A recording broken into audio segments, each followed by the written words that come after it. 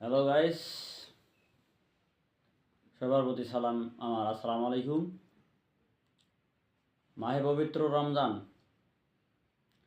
আপনারা সবাই মুসলমান মানুষ, রোজা রাখবেন, নামাজ কালাম পড়বেন। রোজা করতে গেলে তো দিনে খাওয়া যাবে না, এটা কষ্ট মেনে নিতে হবে। আমরা মুসলমান মানুষ, 12 মাসে 1 বছর। আল্লাহ রাব্বুল আলামিন একটি মাসের জন্য রোজা রাখতে গেছে, একটি মাস। আপনারা ইবাদতে মশগুল থাকবেন, মুসলমান মানুষ সজাগ থাকবেন, নামাজ রোজা সঠিকভাবে পালন করার জন্য চেষ্টা করবো আমরা সবাই। কি